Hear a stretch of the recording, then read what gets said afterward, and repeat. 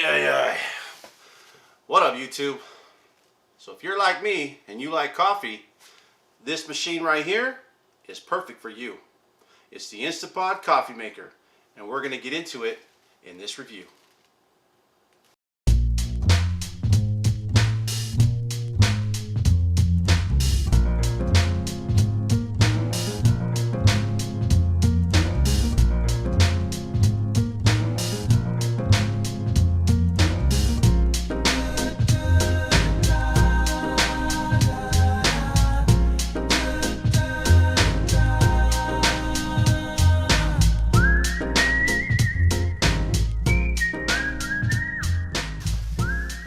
So, the Instapod coffee maker. Is it the coffee maker for you?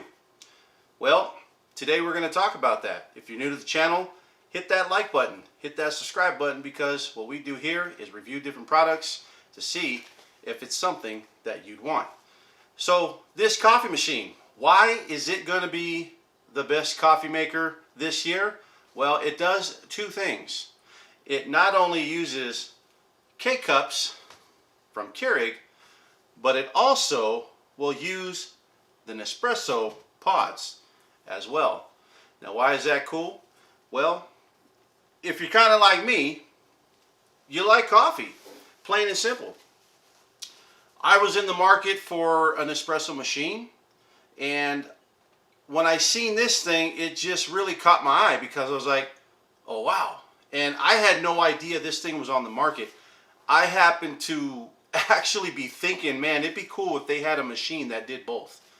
And I was actually looking into getting an espresso machine.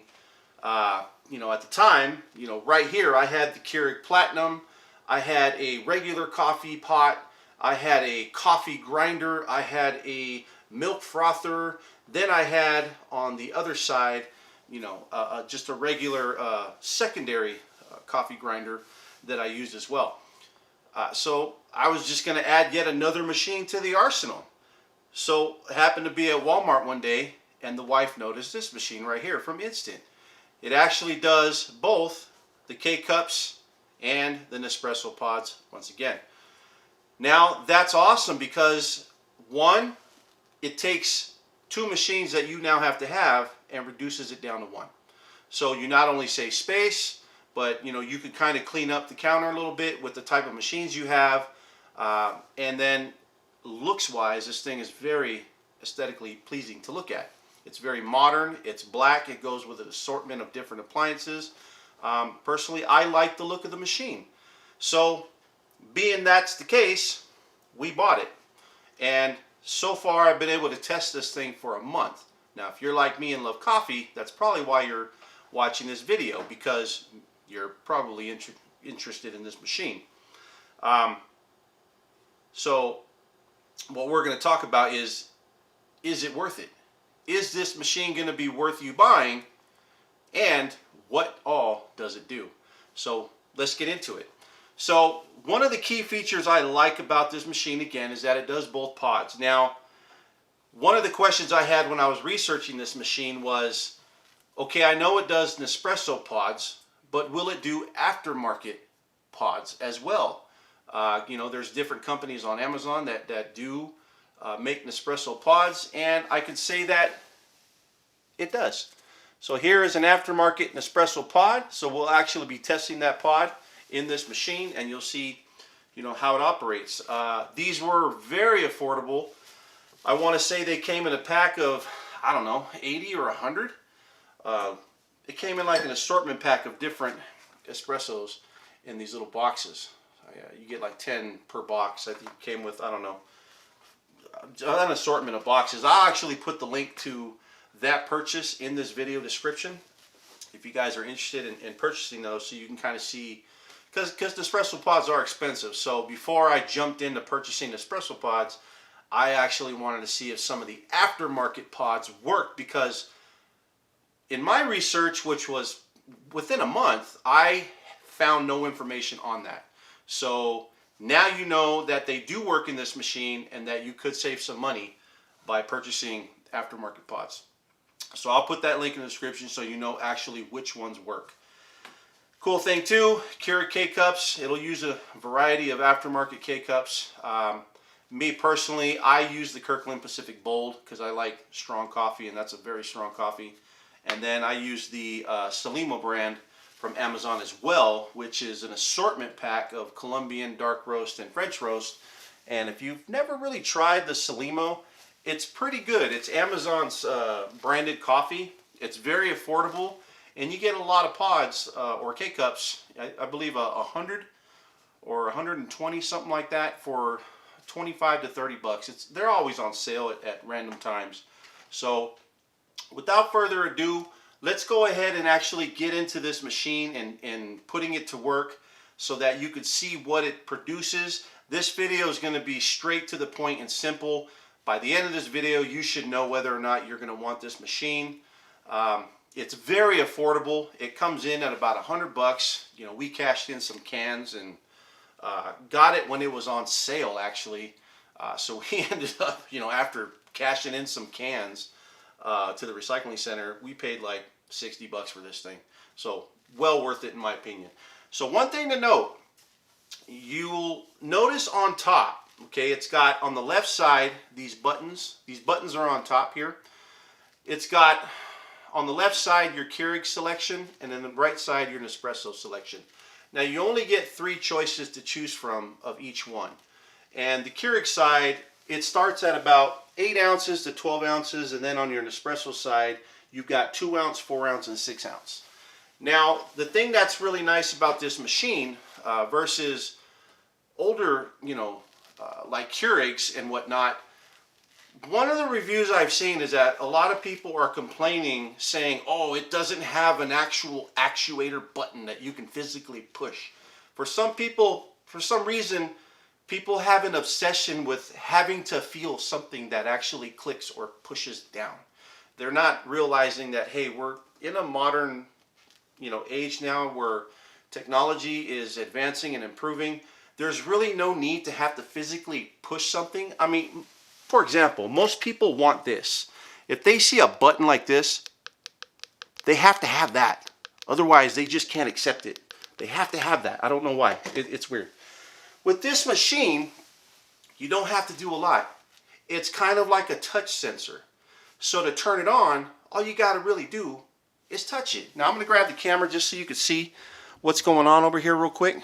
So if you come over here, you could see all I got to do is touch it. And I got big construction hands. So they're pretty rough, but you just got to touch it. It's all you got to do. You don't have to hit it hard or nothing. Just touch it. So that's a very nice feature. You don't have to be difficult. You don't got to be rough. You just simply touch the button. So that's all you got to do. Now, one thing I do like about this, the capacity on the water end is very large, 70 ounces of water. Now, what I would recommend, you know, a lot of the reviews were like, oh, when I first got this machine, it was flooding all over the place. The water was everywhere. That being the case, I was a little nervous about that when I first bought it. So when I first bought it, I put it in a little tray. I filled it up with water, and I just let it sit there for a minute. I ran a couple cups of water through it just to see if it would leak or whatnot. Let it sit overnight, didn't leak, so I was like, okay, I can finally move it to the coffee station now. My suggestion would be with the water, leave this in place, okay? There's no reason to move this at all. Simply grab a 1-gallon jug, keep it in the fridge, or keep it somewhere safe where it's out of place, out of sight, out of mind. When you need to fill up that reservoir, just take the jug and fill it up. That way you never have to really move the water container on this and risk flooding of any sort. Okay, so that's probably one of the best things you can do, is just leave it alone and just fill it with a jug instead of always taking it on and off into the sink, or, you know, to your filtered water system or whatever. We live in the high desert over here. We have some of the cleanest filtered water in all of Southern California, so we can go straight tap water and we're fine, and it tastes like filtered water. So let's go ahead and do a cup of coffee, because I want to do some temperature tests for you guys so that you could see the temperatures that this produce. Okay, now one of the things, well, let's get into the coffee producing first, and then we'll talk about some of the things that I think could be improved on this machine. By far, these things do not keep the machine from being wanted or desired still, but they're just little pet peeves that I've seen on it that probably can be improved over, you know, time and whatnot. So take your coffee mug, you're going to sit it right there.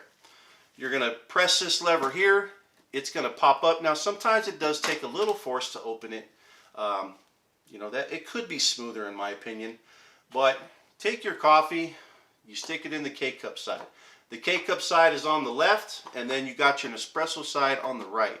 Now there's a little, you'll know which goes which because there's an actual groove of that fits this little pod perfectly. It's the shape of the actual pod, and it just goes in sideways and stuff. So put your K-cup in there, close the lid, and I will say this machine compared to our Keurig Platinum that we've had for a few years warms up fast.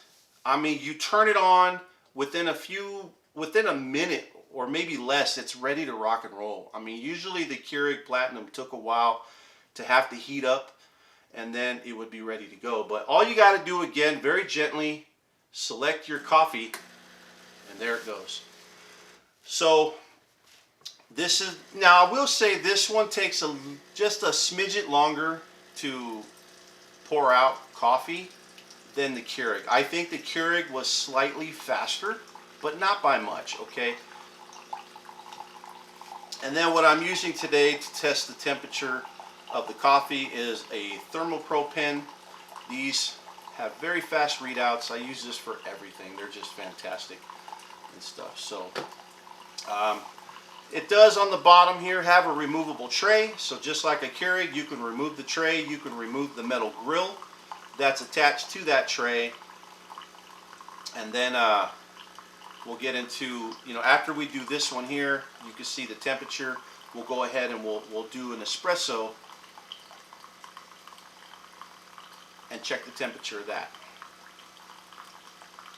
So hey, so far if you're liking the video, comment below. I'm actually curious to see what kind of coffees you guys like, what you've been using, what tastes good, some of the best dark roasts. I really like dark roast coffees. I'm also kind of getting into the espresso realm now, so I'd like to hear from you. So comment below what type of coffees you're using. Also, what type of bargains you might be finding out there on Amazon or certain websites. I'd love to really hear from you and engage with you in regards to coffee, because me personally, I love coffee. I'm a 2-3 cup coffee guy in the morning, and we're talking, you know, big cups. So all right, so there we go.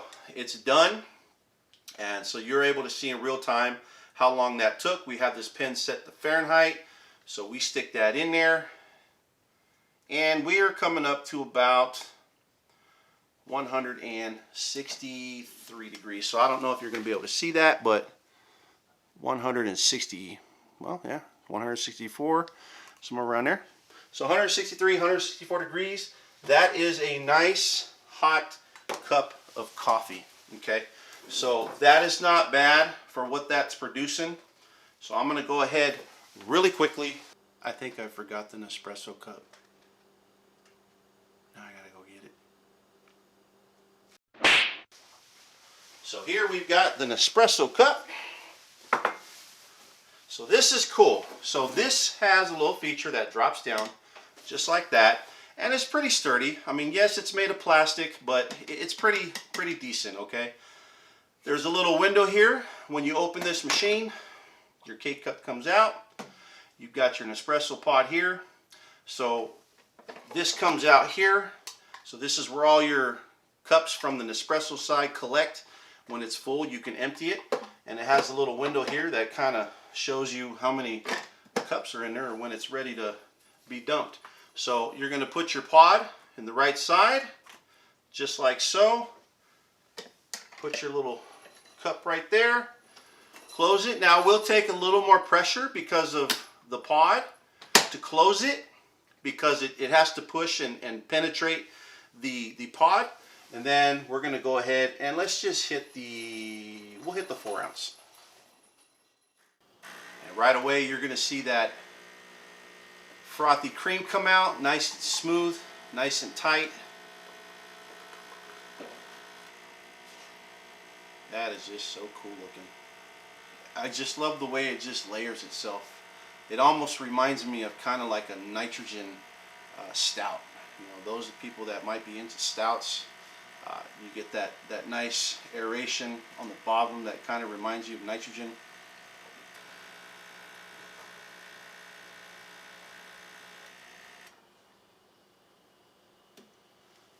Beautiful. So now we're going to go ahead and take a temp reading. So we'll do it straight from there. Man, that is almost like a little over a ½ inch head of cream there. So that there, about 152, well, 163. So you can see that there. Absolutely not bad. So nice piping hot shot of espresso. Man, I gotta smell that. My gosh. That is just amazing. I mean, look at that. That is just amazing. I mean, add your milk that's just been frothed to that. And oh my, that is gonna be one good latte. So, there it is. One piping hot, creamy, little, well, whatever that's called, little glass cup. One of the things I think can be improved upon this machine, hopefully in future editions, Instant, if you're watching, pay attention to this. The addition of more buttons on the actual K-Cup side. One thing I liked about my Keurig is the fact that it did have a shot button on there. You know, this one, like I said, it goes 8 and then it goes 10 and 12. I wish it would have at least a 4 ounce on here. That way, you know, because I do have K-Cup espresso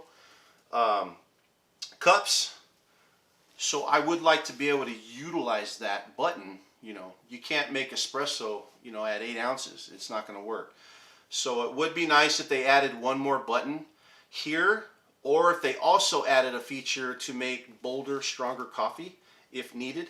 And it would be nice to have some temperature selection features on this machine. And I get it. You know, they probably just released this machine to see if it would even do well before they maybe start implementing some of those features. Now, hopefully that's something they're going to do and incorporate, because my Keurig Platinum does that, okay? It has temperature control. You can adjust, you know, the strength of your coffee and whatnot, and it just has more K-Cup features based on styles of coffee you're drinking. Okay, you know, some people like it weaker, some people like it stronger, some people like it just right there in the middle. So go out and get you one. If you think you want to try it, hey, if not, you got 30 days. Take it back. You know, what are you going to lose? But hey, while you have it, it's going to give you great coffee. If you enjoyed this review, stay tuned to the next video, because we're going to be talking about this little thing. It's the Instant Milk Frother. So we'll be talking about this. It's the Instant Milk Frother.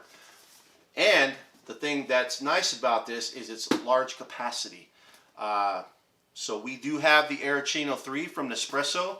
So far, we had issues with that thing overflowing. So not only will we be reviewing this, but in another video, we'll be doing a head-to-head comparison of the Arancino 3 milk frother from Nespresso versus the Instant Milk Frother large capacity. So that's in the next video. If you like this video, check that one out. Please like and subscribe. This is James. Hopefully we get this year off right, 2021. I'm out. I think I need some coffee. Yeah, I need coffee.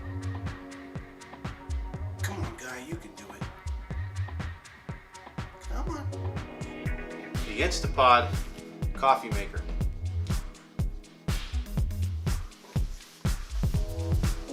This is James, and I'm out. No, out. This is James, and I'm out. Something like that.